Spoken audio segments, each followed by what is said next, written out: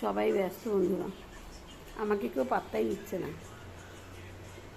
গান শুনছে, দেখতেই পাচ্ছ। আমি বেকার, আমি শুধু ঘরে কাজ করার জন্য। কিরে, খেতে আসবি? ভাত বাড়বো? তা উত্তর দিয়েছে, উত্তরই দিচ্ছে না।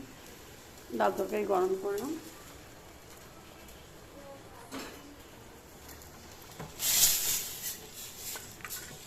কি বলবো, এই দোকান থেকে এলাম, এসে চা, মেয়ে বললো চা খাবে, চা করলাম। টিভিটা ছাড়ি না, গোপালকে ঘুম পাড়ালাম, শশা খাচ্ছি, গোপালকে ঘুম পাড়ালাম, ঘুম পাড়িয়ে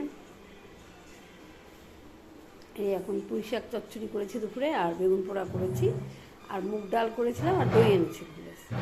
আমার দুদিন ধরে জ্বর হচ্ছে, শরীর খুব খারাপ, কালকেই ডাক্তার দেখেছি, আজকে জ্বরটা আসেনি বলে একটু শরীরটা ফ্রেশ লাগছে। কি জোরে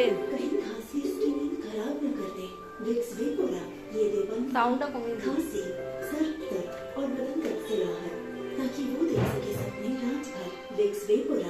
स्क्रीन से निकलती ब्लू रेज से बच्चों की आंखों को थकान और तनाव महसूस होता है।